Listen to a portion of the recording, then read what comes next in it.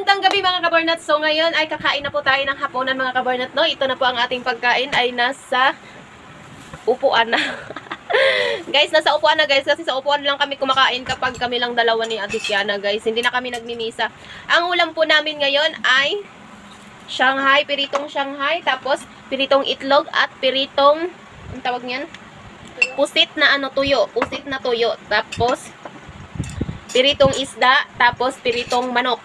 So, ayun guys, itong ulam na to ay tira po na, mga tira-tira na po namin na mga ulam. So, sila kasi kapag kakain sila ng ulam ngayon, kapag may natira, ilagay sa rep. Tapos, hindi na nila yun kakainin. Hindi na nila yun babalikan. So, sayang naman pag itapon. Ang mahal-mahal kaya ng ulam pagkatapos ipagtatapon lang.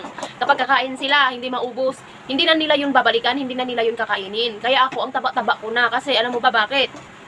Ako ang taga-ubos ng mga pagkain nila, ng mga ulam nila, ng mga tira-tira nila. Ako ang taga-ubos, kaya ako ngayon dambuhala na mga kabarnat. So, ngayon, sayang naman pag ipagtatapon yung mga pagkain, yung mga ulam, diba? Sa sobrang mahal ng mga bilihin ngayon, kailangan nang magtipid-tipid mga kabarnat. So, pagbukas ko kanina sa rep, oh, ito, ang daming-dami pang Shanghai na, tira nila. So, pag hindi ko yun lulutuin, di na naman yun makain, hanggang matapon na naman yun. Tapos, itong isda na to, ito yung niluluto ko na ginataang tulingan, guys. Oh, yung ginataan kong tulingan, hindi nila naubos, andyan, tinambak sa rep. Ngayon, hindi na naman kinain, hindi na naman binalikan. So, ang ginawa ko, pinirito ko na lang, tapos, ayan, dagdag sa ulam. Tapos, may sila, tuyo na pusit. So, may tuyo sila na pusit, guys. Nabuksan ko din kanina doon sa rep, may tuyo na pusit. Tira din nila to mga kabernat. So, pinainit ko na lang siya ulit para kakainin natin. Kasi masasayang na naman yun kapag yun ang hindi kakainin. So, ayun, kanina namalingki ako, bumili ako ng itlog, nabasag yung isang itlog, kaya niluto ko na lang pa. Kasi masasayang din naman, mamaho yun, tsaka masisira yun. So, ayan na. Ang sausawan ko lang po ay suka. Hindi nyo makikita kasi ang suka puti-puti din ang lagayan namin. So, ayan.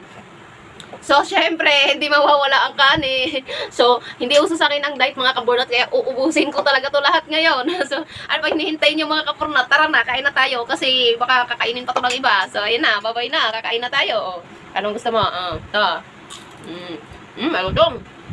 Tapos, ito, pusit. Kain pusit, tapos suka.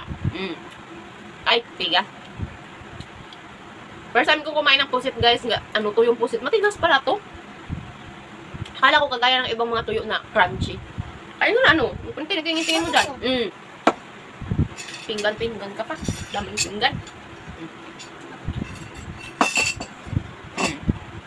Fried chicken. Masarap to pag may ketchup. Walang ketchup. Kan tayo, tara. Itlog. Sarap.